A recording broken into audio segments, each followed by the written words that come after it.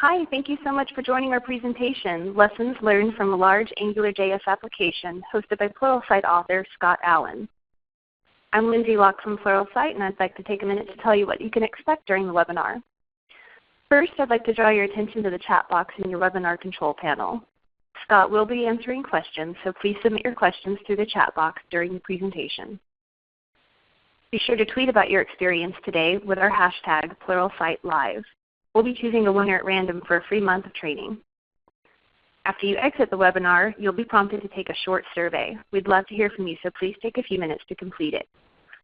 This webinar will be recorded, and we'll email the link in a few days. And with that, thank you for joining us. Let's welcome Scott. Thank you, Lindsay, and hello, everyone. Thanks for tuning in to the webinar. Thanks to Pluralsight for hosting. What I wanted to do was share some of the lessons that I've learned in building Angular applications over the last couple years. But before we even started, I wanted to give a shout out to Metasolv. Metasolv is a company I've been working with for almost 15 years now. We build commercial software for hospitals to monitor their quality of care. And Metasolv is one of the places where I've learned a lot of these lessons that I'm going to share. So thanks to Metasolv for letting me share these tips. And if there are any software developers or network engineers or quality testers or DBAs in the Baltimore, Washington area, then Metasolv is always looking for good people to hire. Just go to the website and click on that careers link. So the story goes like this. We want to build a large application using a language that was designed in 10 days. Maybe you've heard that story about how JavaScript came into be, but it was it was done very quickly, and so the language has a few quirks. And now we're going to take that language, tens of thousands of lines of JavaScript code, and we're going to run it inside of another application that we don't have any control over, that updates whenever it wants and can sometimes also be a little bit flaky. And we're not even going to do that inside of the internet. We're going to push this out over the internet to places unknown. It's going to run on devices that we have no control over. We don't know if there'll be a small phone or a large laptop or a desktop or a refrigerator. What could possibly go wrong? So Angular, what I plan to do is cover 3 areas. I want to tell you about things that I am absolutely positively sure that you will need to put in place before you start a large Angular application. I want to tell you about some things to be cautious about, places to look out for. And I also want to tell you about a few things that you should think about up front before you lay down too much code for your application, just so you don't paint yourself into a corner. And we are going to start with what I think are the things that you need so that you don't get eaten by the bear. The first thing you're absolutely positively going to have to need is robust error handling, because we're executing inside of a dynamic language where strange things can go wrong. They're not strange in that they're unpredictable, but it's just we don't always have the foresight to know under what conditions this code is going to execute. And it's quite popular in Angular to build some services that wrap an API so that when you can call into something like let's say a data source service and tell it to save something back on the server, it's going to make an API call, and there's thousands of things that can go wrong in distributed computing. So you say, well, I'll just make sure that the promise that the service returns, I'm always going to call .then on it and tell the program what to do if that call was successful and what to do if there was an error. So you always want an error handler in place. But what's not immediately obvious about this bit of code is that the error handler might not always be called. If you resolve this promise successfully, if the data source service resolves this promise successfully, you will go into the success handler and invoke this method data source save complete. But if that particular method has some sort of problem and some sort of error, and it doesn't clean things up for the user or tell the user that something successful happened, if there's a problem inside that bit of code, you don't get to this particular error handler because you've already resolved the promise. You've already gone into the success handler. So my preferred mechanism for handling errors is that anytime I make an API call or anytime I make a call into a service that returns a promise and that service has the capability of producing some sort of error, I always want to see a catch statement. And I say that I want to see this catch statement at the top of the chain. I'll talk about that in just a second. But a catch statement functions very much like structured exception handling with a try-catch block in other languages like Java and C++ and C#. If there's a problem inside of, say, data source, or there's a problem inside of the then, that exception is going to bubble up and go into your data source state error method that we have here. So I'm sure that I will catch more potential errors with this strategy. The added benefit is that when I'm doing a code review, I can come in and I can look at service calls, and I can just look for that catch statement at the bottom. That's where I want to see a dot catch. And if there's not a dot catch there, there has to be a very good reason for not doing any error handling on a particular service call. And when I say that I want to see this at the top of the chain, we could certainly imagine calling into the data source service, which has to make a call through the $HTTP service to get something from the web server or to put something on the web server. And then that service, inside that service, the code for that service, it does a little bit of post-processing on the message that comes back with a then handler. Well, inside, I don't need to see a catch there. I need to see that catch statement at the place that initiated this whole call, because that's the place where typically the user has done something to stimulate an action in the activity or in the application. They've clicked a button or they've moused over something. And the place that kicks off the call, that's where I want to see the catch statement. But this by itself is not good enough, because you can go through and do code reviews and make sure that all the catches are in the right place. But if everyone is writing their own local error handler, you still have a problem when you're building a large application in having consistent error handling. On a large application, you really need to keep track of every error that occurs and have a central place where that can be logged or reported, and someone has to be able to find out that clients are experiencing errors out there on the network somewhere. So my common approach to this is to make sure I have a catch statement, but then write a service that will provide an error handler to anyone that wants it. So anyone who's writing a service or a controller that's going to be making calls and needs an error handler, they can inject some sort of service. In this case, we're calling a service an error service. It's going to expose an API where I can call a catch-all method on that service, and that's going to return a function to me. And now any error that happens inside the application, I can make sure that it executes through the code that is inside of this function that's returned. So that becomes the central place where I can find out about all the things that are going wrong inside of an application. There's a lot of this that I cover in more detail, by the way, inside of my NG Playbook course that's on Pluralsight. And if you have access to the code and can download the exercise files for that particular video, what you'll find is an application where you can come in and you can fool around with a UI that I built around some of these same concepts that I'm talking about in these slides. For example, ways to consistently handle errors. And then quite often when you're handling errors, you'll want to let the user know that something has gone wrong. So I've put together a few components inside of this demo project that will show you a central place for handling errors and really any kind of alert, and have a consistent place to collect those and a consistent place to display those. And it all comes down to components like I have on that slide. I have an alerting service.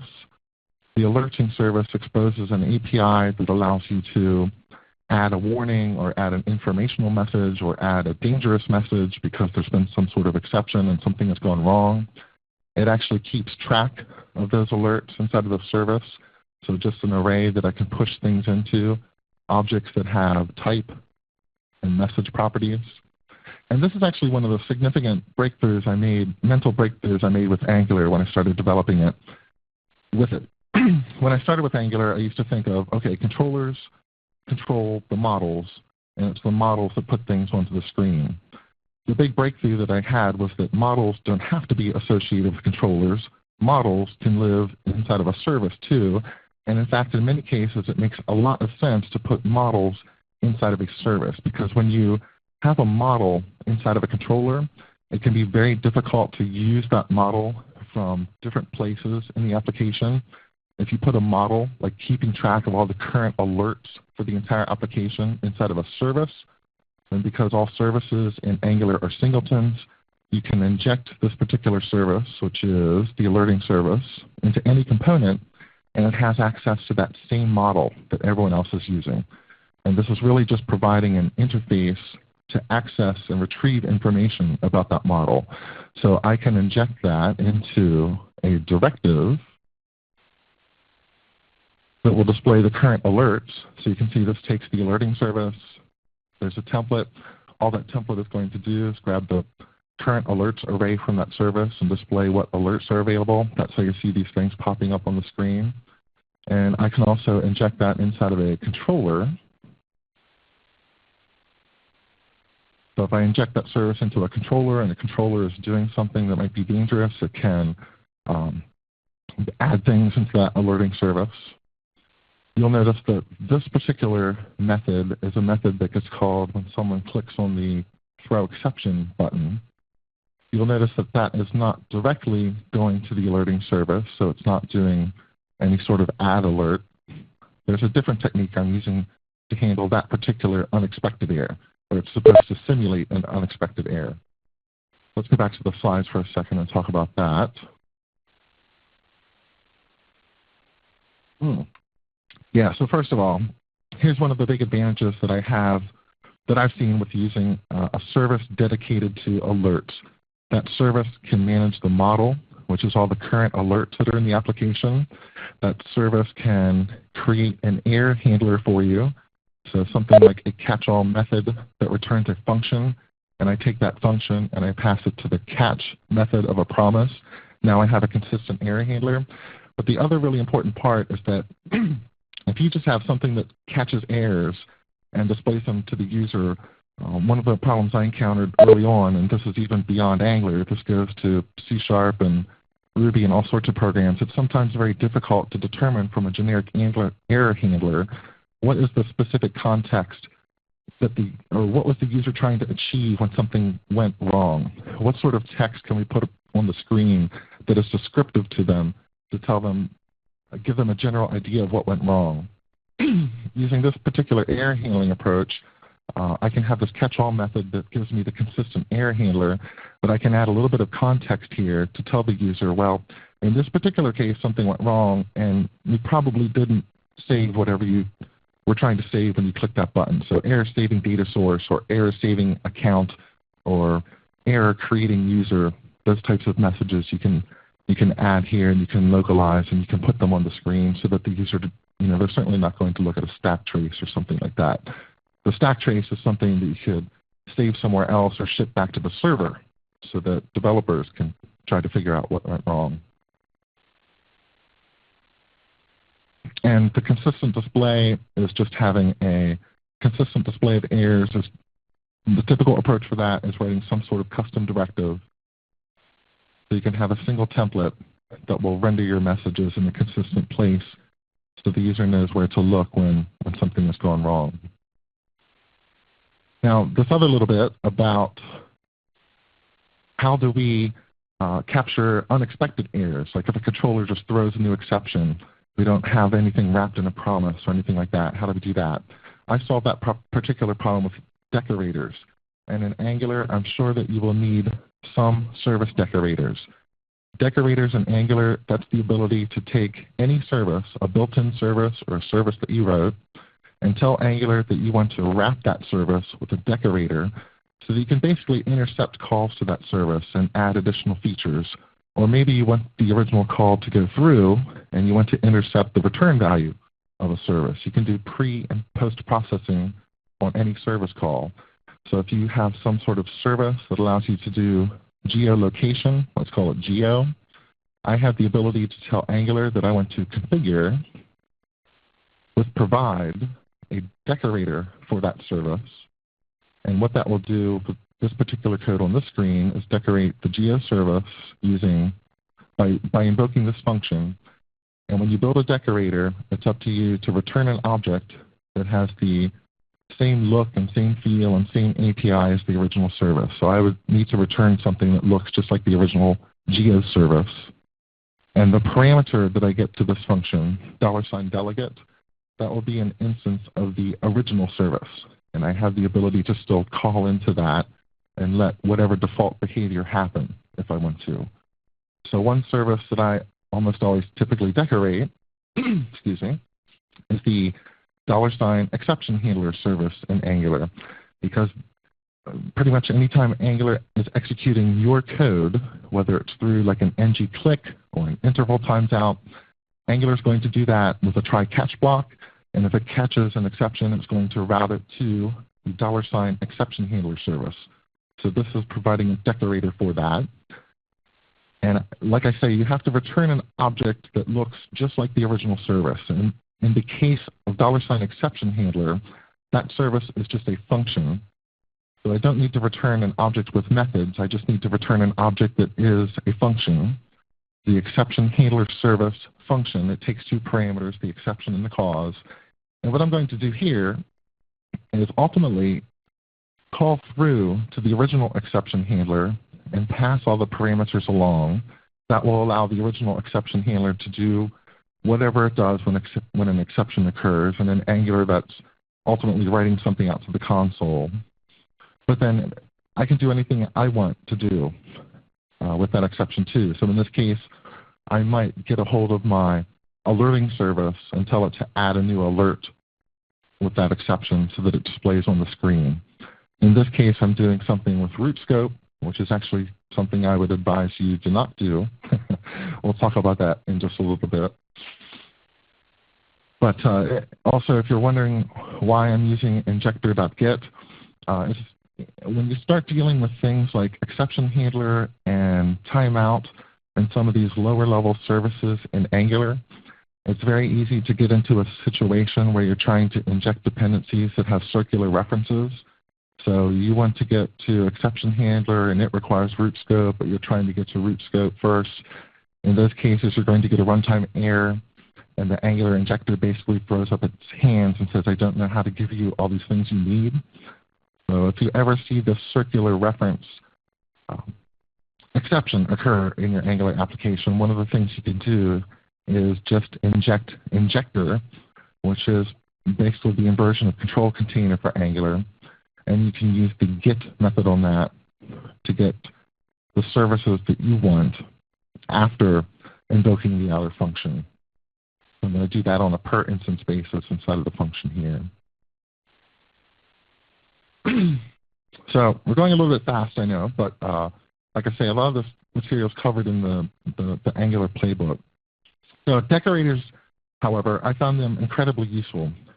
Not only can I add better error handling to an application with decorators, but there are many times when I've been trying to figure out what Angular is doing. And in one particular instance, I was trying to figure out what the Angular Sanitize service is doing. The Sanitize service, if you haven't used this, it's almost implicit. If you use ng-bind HTML to take HTML data from your model and put it onto the screen, Angular will pass that through the Sanitize service, and it strips out certain attributes that it thinks might be dangerous, like on-click attributes that will strip out. And I sort of wanted to get a feel for exactly what Sanitize was going to do, so I simply decorated Sanitize in a little debugging session, and every time it was called, I would call into the original Sanitize service and then just log to the console what was the input I gave the service, what was the output it produced, and that way I could see things like, oh, if I pass it an input that has an onMouseOver attribute, that's going to be removed. Class attributes and href attributes are fine. ng-click attributes are stripped out. So it's an easy way to see exactly what Sanitize was going to do without digging through some of the regular expressions and things that were in the source code. Another decorator that I found extremely useful, and this one a little more advanced, is a decorator that helped me debug some data binding. So before we talk about the code, let's actually look at the output. Let's say you have a template that looks like this. It's going to data bind message. It's going to display what is 1 plus 2. It's going to take get message, invoke that method on the model, pipe it through uppercase. It's going to display foobar. It's going to repeat over an array that goes from 0 to 3. The decorator I'm about to show you will log to the console and show you that, oh, message produced hello, 1 plus 2 is 3, this is hello. Oh, this didn't produce anything, thus the exclamation point here also. So maybe that's something you want to look at. Maybe there's a typo there. Maybe someone refactored the model and that property doesn't exist or it has a different name. Those types of data binding errors and expression errors can be very frustrating sometimes to track down in Angular because Angular by default is very forgiving with its data binding.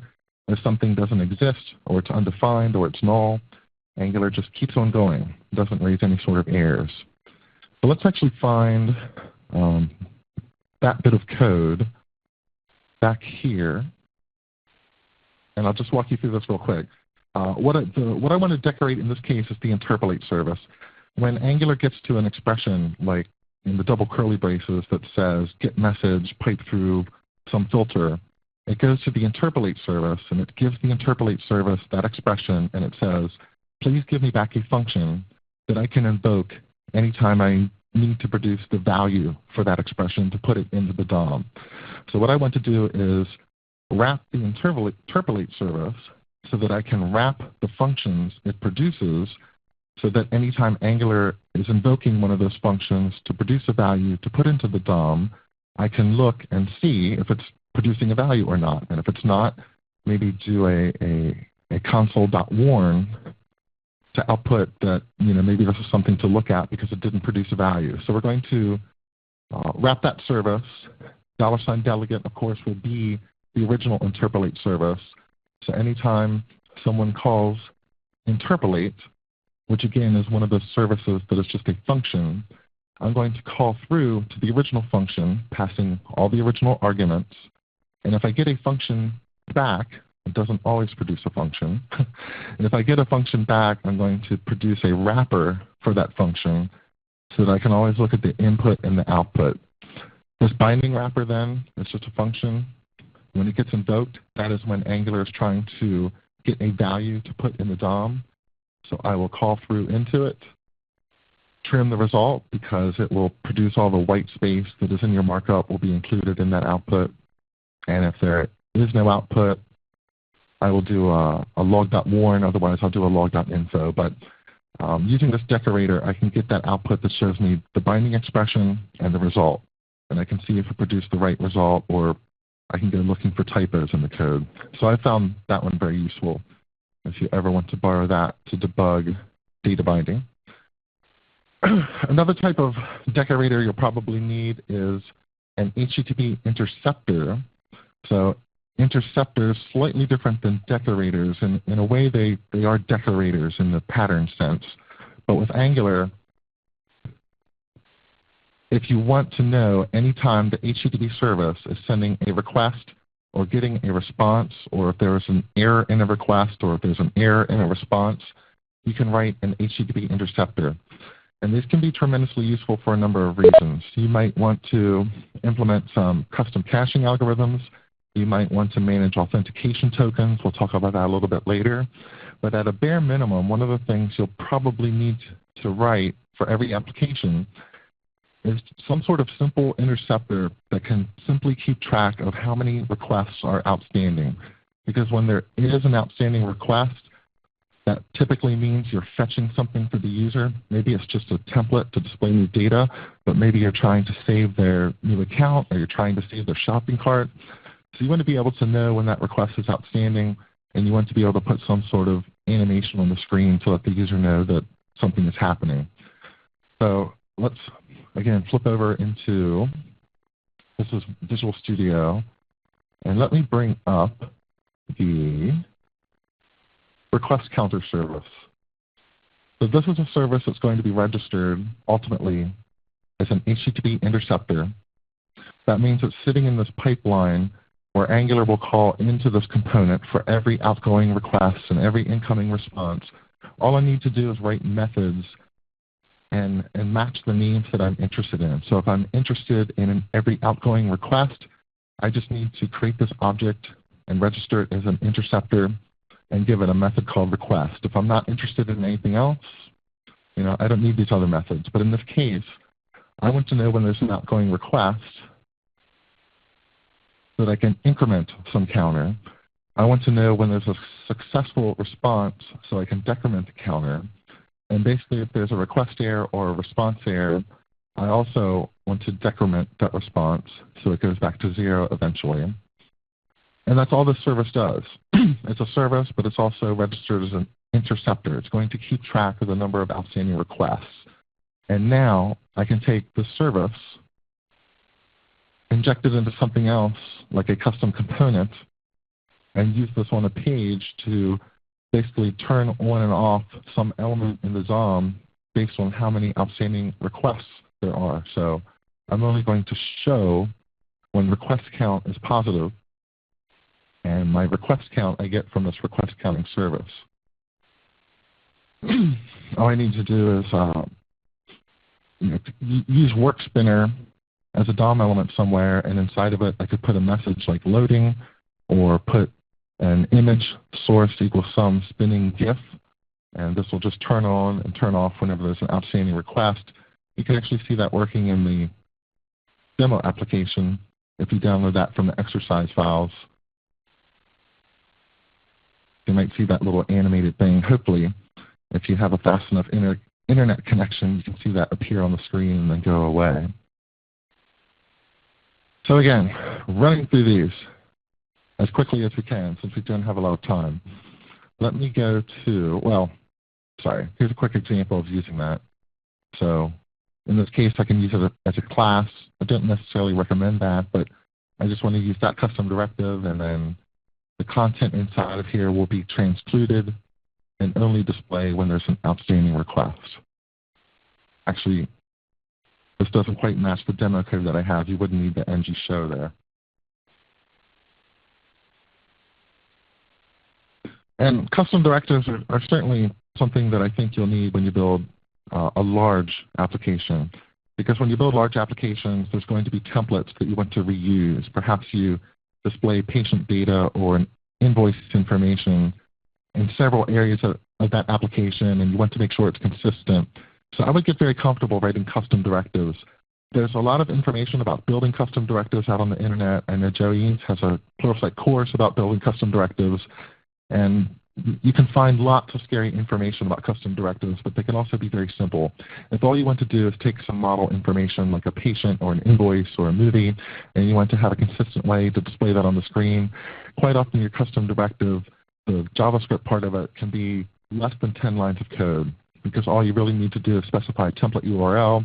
You need to specify a way to associate your model information with the scope, and then you're off and running. So they can be very simple, and they can be very beneficial to your markup because they do give you that almost a custom DSL for your application, where you can build custom elements that match the vocabulary of the domain and the problems that you're trying to solve and the user experience that you're trying to create. So make sure you learn how to build custom directives.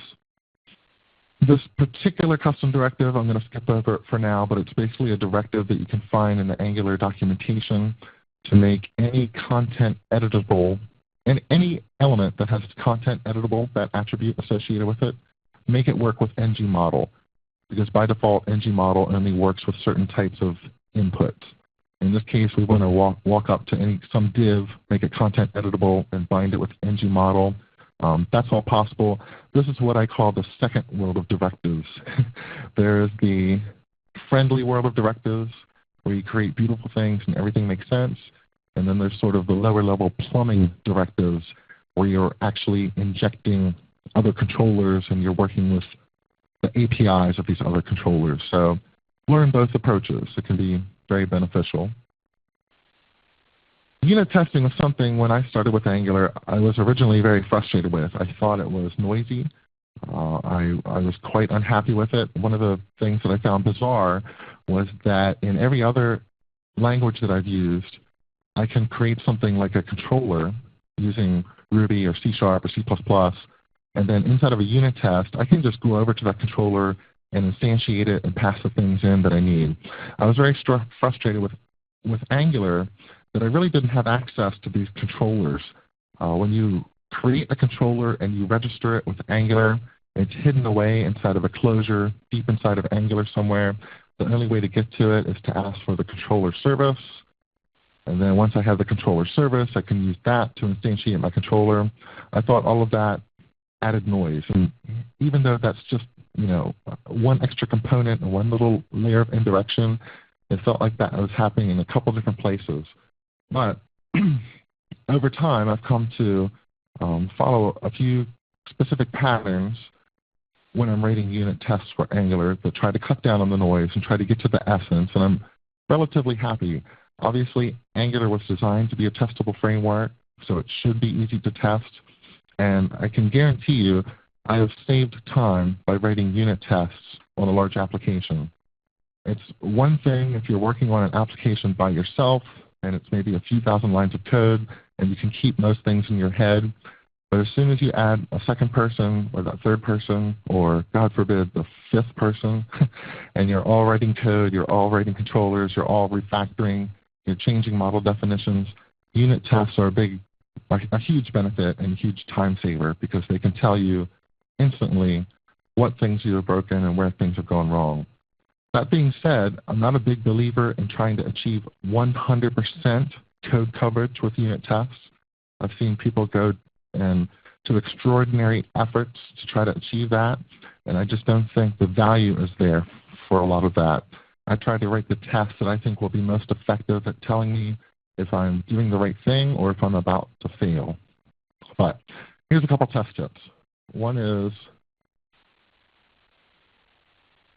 I tend to have a before each block where I do this, inject all the things. So a lot of times when you're reading through some of the samples on unit tests, they'll show you how to write a before each for this scenario and a before each for this scenario. And this scenario doesn't use HTTP, so it'll have a different before each. I'm a big believer that at the top of the file, any service that I'm going to need access to, I'm just going to inject it into a top-level Jasmine before each. So I'm injecting SrootScope, controller, queue, HTTP backend, and my application configuration service. Notice these are all prefaced and suffixed with an underscore. That's because this inject helper that comes with Angular mocks understands that if you ask for underscore $RootScope underscore, you're really asking for the RootScope service. And the reason you might want to do this is because you want to save a reference to that in an outer variable that doesn't have the underscores. It has the real name of the service. So using this underscore trick allows you to do that. So I'm going to inject all these things that I might need, maybe not for all the tests, but at least somewhere inside this file, save them into local variables, and then I should be able to write tests that are a little more straightforward. So I want to make sure that I can retrieve the reports to list. Well, if I set this up correctly, hopefully I might have just an expect inside of here to say, okay, the whole scenario was set up and we created the controller, let's see what's in there. Just write an assert. At a bare minimum, I really, inside of an it, just want to write arrange, act, and assert. I want to get rid of as much setup code as I possibly can inside of the if statements. One thing that I also found cut down on the noise inside of unit tests is that when I originally started unit testing with Angular using that controller service to create my controller, I thought I had to pass in a parameter for every service that controller expected. So if that controller takes scope, HTTP, and queue, I thought it was up to me to pass in all three of those items. But it turns out you only need to pass in what you care about. So if Angular mocks is taking care of the HTTP service for you, or you don't care what the controller really does with the queue service because it's not going to be used in the scenarios you're testing, then just pass in scope. What the controller service will do is use this object as the scope that it passes into the controller, but when it sees that it also needs HTTP and queue, it'll just pick off whatever default services are registered with Angular for those and pass them in. So that cut down on the code a little bit. And then this one's a little bit controversial, but when I originally started unit testing with Angular, I might have a controller that the user clicks a button that calls into a method to that controller. That controller calls a service, and that saves some information on the server. And originally I thought, okay, I'm going to unit test this thing, so I'm going to isolate the controller. I'm going to write a mock data service so that when the controller calls into the service, it's not really calling into the service, it's calling into a state. And I did this for a while, and I was producing what I felt was too much test code. But what was really frustrating about this is that when someone would go and change one of the services, the implementation details, my tests wouldn't fail, but the application would when it got pushed to QA or when we tested it or put it on a server. And that to me was extremely frustrating, and it was a sign to me that my tests were just not effective. And there's no use having thousands of lines of test code, tens of thousands of lines of test code, if the application is still failing like this at the QA server. And when I analyzed the situation and talked to a few other people, I said, look, what's happening is we're testing details of this controller, and we're trying to isolate it from the service. But really, the logic that is in there, everything we care about is how does that controller interact with the service.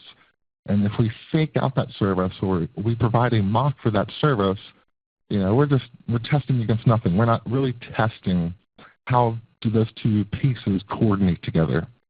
So at that point, I said, you know what, forget this whole mocking out of the service layer. I want the controller, the real controller, to interact with my real data service, and then where I will cut things off will be at the HTTP layer. Because you might know that Angular mocks provides you great services where you can simulate a fake HTTP backend just by saying, okay, dear HTTP backend, when something makes a call to http.delete at this URL, I want you to respond with 200 or respond with a 500 or respond with an array of 3 objects. So you can program expectations into the HTTP backend so that when the controller calls into it, once you flush, the controller should get that result. And so once I started writing tests that way, by not trying to mock out everything, by allowing the controller to call into a service and having the service call into a fake HTTP backend, suddenly things became much better. People could change implementation details in the services and find failing unit tests, which was good because, I forgot this controller was using the service a different way. I have to go back and update it. So I became very happy with that. It reduced the amount of test code tremendously by about 30%, and I suddenly had a lot more confidence about the test I was writing, so that was good. All right, moving on. Protractor testing, end-to-end testing. Yes, it can be painful. Yes, I think there's a huge benefit if you can sit down and write protractor tests to do end-to-end testing. Again, I'm not a big believer in 100% code coverage. What I'm looking for is what is the minimum amount of time I can spend writing protractor tests that will give me the maximum benefit? Because I don't want to spend weeks at a time writing protractor tests, particularly if we're going to throw them out in 6 months because the UI was redesigned, which I'm going to try to prevent that scenario. But again, looking for the maximum bang for the minimum investment. And that's my personal experience with end-to-end testing. If you only do a little bit of it, it's kind of painful. You don't get much return from it. If you do just the right amount, you get a pretty good benefit and you get a high degree of confidence in your application. But I honestly believe that you can do too much end-to-end testing to the point where people just get frustrated with the tool and frustrated with the environments, and things just don't work out. But that's my experience. Your experience may differ. When I do write protractor tests, end-to-end testing, automating the browser, I'm a big believer in using the page object pattern. You can find a few blog posts about this out on the internet. But this is my goal with protractor tests. I want to see tests that look like this. The user should start off as an anonymous user. So go to the page, expect the username on that page to be blank. Log in as a user. Expect that username to contain my username. Sign out from that page. Now expect the username to be blank again. Those are the types of protractor tests I want to see. The first thing you'll notice is they're not significantly tied to a specific piece of the UI. the UI, I should be able to go in and rip it apart and completely rebuild it, but this functionality is probably still going to be there. I'm going to go to the home page and be able to log in and see my username somewhere. All of those details, all the implementation details, where's this information displayed? Where do you click the login button? Where's the form to put in username SL and password SL? And all those things are abstracted away into a page object, which is just defined in another file. And it might look something like this. This is really where you get into the WebDriver API and you say things like, okay, when someone tells us to log in, let's go out and find the element that has the name username, send it the keys for the username, find the submit button, click it, find the sign out button, click it. So all those user details are sort of abstracted away into tiny operations into this page object that I can just use for my tests to try to make them as simple as possible. So I found that to be very effective. And again, if you go into the ng playbook, you'll find a few examples of Protractor tests inside of here. I didn't really cover them in the course, but they're a little bit of a bonus for you. So back to the slides so we can finish and still have some time for questions, which are piling up. I'm a big believer I'm a big believer in using controller as syntax with Angular. I think it has some magnificent benefits.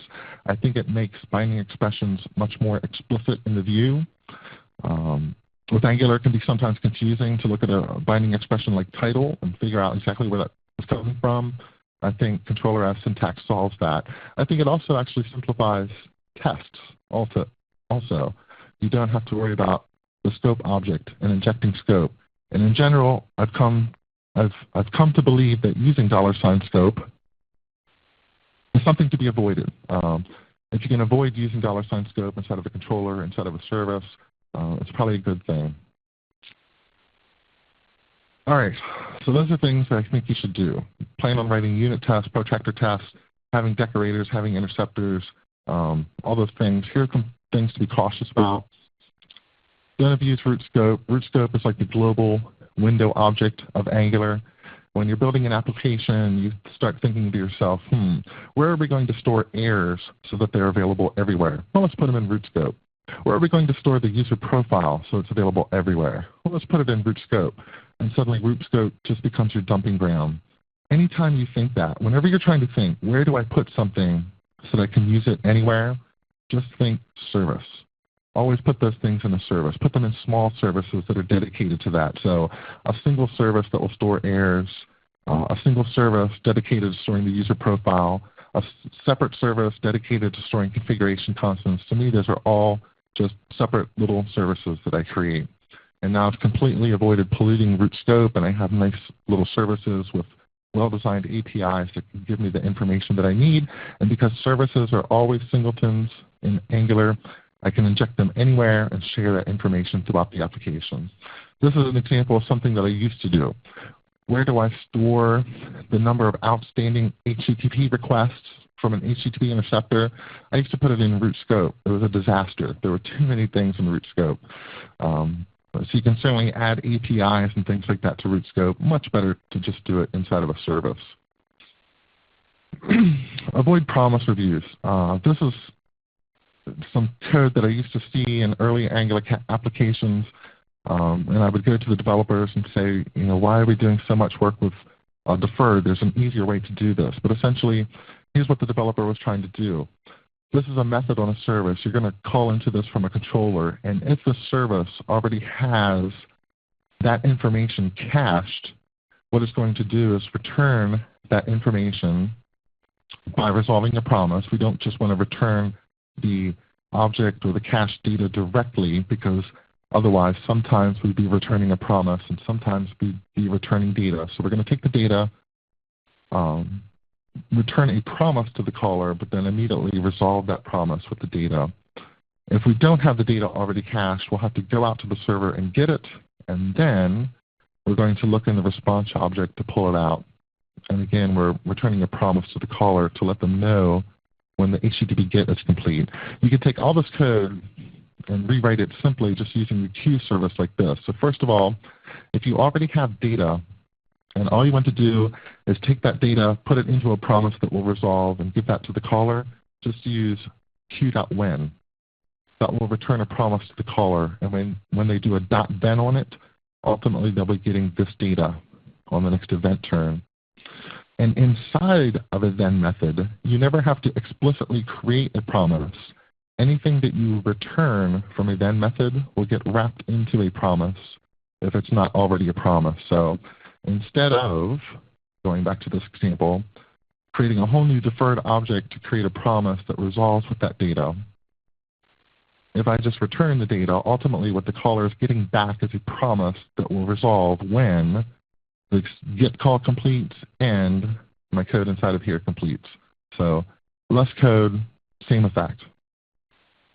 Promises chain, this is something you probably know if you've been working with Angular, but if I need to go out and get two pieces of information from a service, then I can say, let's go out and get github.com/repos/AngularJS/Angular. Let's go out and get that. And then when that response comes back, let's take that data, save it into this variable repo, and go out and get some more information. So this then will execute when the second call completes successfully. We'll get the response from that, get some more data, add that to this repo object, and ultimately what we're returning with this very line of code here will be an object that has both information about this repo and this first get call, as well as information about collaborators from the second get call, all that stored inside of here, and we're returning a promise that will resolve when this completes, and this completes, and this completes. And that's what the caller gets back. That can be quite useful. So some things to plan. Coming into the end now. The router that is in Angular 1.3 is not very good, to be quite honest. You probably want to look at using something like UI router, or there's a new router that I'm pretty sure is coming out with Angular 1.4.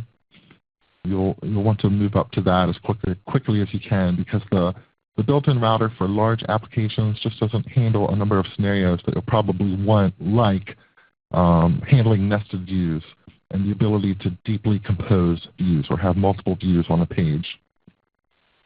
Something else you probably want to think about, is something that's a little bit better than $HTTP. That service, I know a lot of people that are happy with Breeze.js as a way to access data from the server. People that are happy with Rectangular, people that are happy with Firebase. You should go out and do some searches and figure out what might work best for your application, particularly any specific requirements you have for caching or configuration or real-time or the ability to communicate with other peers on the network. There's other services out there that will serve you much better than just the basic HTTP service where you typically write a lot of boilerplate code. I would think heavily for large applications about using some sort of module system, whether that is AMD with Require.js to load JavaScript modules. There's a lot of posts out there that demonstrate how to use that technology with Angular. I would encourage you to look at that. We are fast moving towards ECMAScript 6, which actually has a proper module system for JavaScript. And those things are going to be in place sooner rather than later. I have seen the future. I have seen what an application looks like when it can be built with proper modules like we do in other normal programming languages. And it's beautiful. It's much better than the JavaScript we throw together today. Think up front about whether you want to use Resolve or not. When you're building routes for your application, you can tell the route provider that when it is at /news, it should load this template and this controller, but only after this promise has resolved. So the idea of resolve is you return an object where the properties here are promises, typically promises from some data service call that will fetch data. And Angular will wait for that promise to resolve before it moves over to this new view. Now, there's some pros and cons to this. The pros are, oh, and by the way, so this controller that we're going to move to, the news controller, now instead of getting a message service and having to fetch the data, this name, this data, the data that comes back from the promise, that will be injected into the controller for us. So there's some pros and cons to this. The pros are that the view doesn't appear until the data is ready. Some users like that. When you click on a button and immediately navigate somewhere and don't display any of their data, some users become distressed. They would much rather click on the button, have a little bit of an animation, and then slide into that new view and all the data is there and ready to go. It also helps if there's an error. So the user clicks on a button and they go to this new page, but now the server's down. We already have the template cache, but we can't retrieve the data. Now they kind of get stuck on a page that doesn't show any data. If you use Resolve, that problem goes away because Angular won't transition to that new view until it has the data for that view. So you could keep them on the page that they're on, which might have been working at that time, and just show an error message that says, sorry, we couldn't retrieve the current accounts or so forth. And I found it actually helps out unit testing if you use Resolve, because now you inject data into your controllers, and when you instantiate controllers, you don't have to worry about them making service calls to get the data. You're just passing it in. So that's good. The bad thing is that Resolve puts a little bit of logic inside of these route definitions, and that's a little bit hard to test. And if you ever have controllers that need to put multiple pieces of information together, it becomes tricky. So here's a controller, the news controller. It has to get today's message from one service. It has to get today's greeting from another service.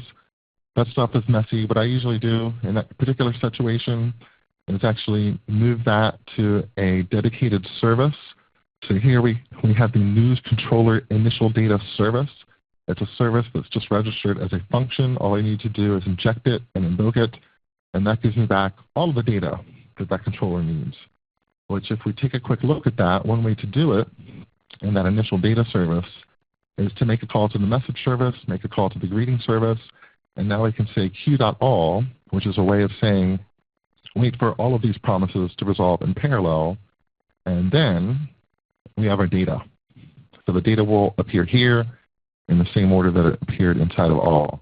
So I know we're coming into the home stretch here, so I might have to gloss over a few of these things. Essentially, we tried to take about 6 hours of content and cram it into 50 or 55 minutes. But do you want to use cookies or tokens in your application? I'll just tell you real quickly that you probably want to use tokens.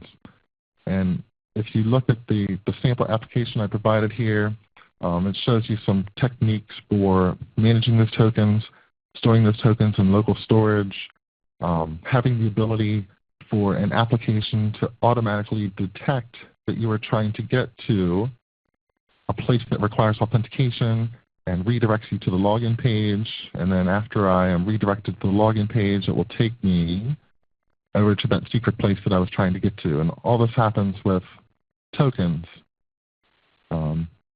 JOT tokens that are coming back from the server.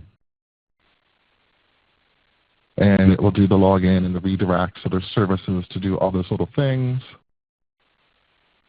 It manages tokens by storing them in local storage, because unlike cookies, the browser just doesn't store them automatically and send them along with every request. And I'm just going to leave you with this. If you guys are in this webinar, guys and girls are in this webinar, and you've probably watched some of the Pluralsight videos, you probably know about the basic abstractions of Angular. You know, there's controllers, models, services, directives, and filters. You have to make it really clear to the rest of your team members how these abstractions work and what their basic functionality is going to be. Because I don't know what it is about JavaScript in general, but people get a JS file open in their editor and they just go crazy, right? So I have seen jQuery being used from controllers and seen all sorts of crazy things. Make sure you go through like the Angular Fundamentals course and just know what is the responsibility of a controller, a model, a service, a directive, and a filter. Keep things cleanly separated. Just always remember that putting together small things is much better than trying to use one giant big thing. And that's my basic philosophy of working with Angular. Make sure you read John Papa's style guide, and I'm pretty sure John has a course on Pluralsight dedicated to clean code with Angular. Again, I don't know what it is about JavaScript, but sometimes people just get JavaScript up in an editor, and all the concepts of aesthetics and following a certain standard just kind of go out the window. You need upfront to have some sort of code standard. Where are you going to place your files? How are you going to organize them? What sort of standards do you want to enforce about local variable declarations, and are we using this closures versus this style of registering a controller? Just have some of those things decided up front so that the code can be consistent and that's the key, is consistency. Directory structure is another thing to think about. The two basic ones that I've used are, one is feature-based, where I divide things into modules. So the dashboard module will always have a top-level module definition file, and then HTML templates, tests, and then a JS folder with things like controllers, services, and filters inside. The other approach I've seen that works quite well is when you have things like a controller, and you're going to have the script file for that controller, the template for that controller, and the spec file for that controller all in the same directory. And that gives developers one place to go when they need to work on a feature for that particular page, and that's quite nice too. But again, John Papa's style guide, I think, goes into more detail about that, and that would be good to review. So with that, that was a lot of information. Let me try to get through at least a first few questions here. So one question is that I'm developing a large single-page application, has many views, maybe 200 to 300.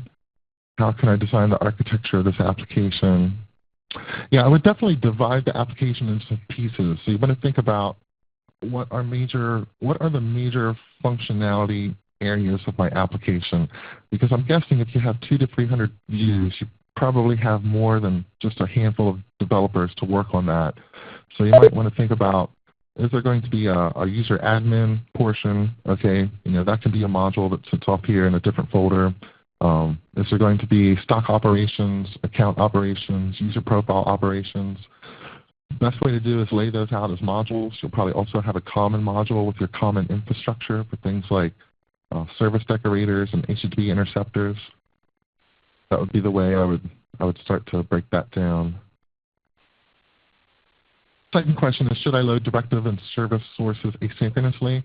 Certainly for an application that big, that's where I would start to think about something like AMD and trying to load these things asynchronously, or if there's not a lot of need for direct communication between the two, make them separate pages, separate applications. That makes things even easier because building one true single-page application in a page that has potentially a couple hundred different views loaded into it, if this is for the type of knowledge worker that has that application open all day long, 6 or 7 hours, it honestly becomes difficult in JavaScript to track down some problems like memory problems and so forth. Whereas if a user if they're jumping to a different area, you just navigate to a new page, a lot of those problems with a long-running page go away, or at least make your life a little bit easier. Is a decorator in Angular the same as duck punching in Pure.js?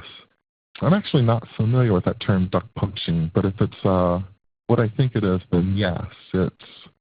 Well, maybe not. It's not like monkey patching or anything like that. It's really just a way of intercepting. The way I think about it is it's a way for me to take a service and wrap it so that I can intercept calls to that service. And I can pass calls through, or I can change parameters, I can change return values.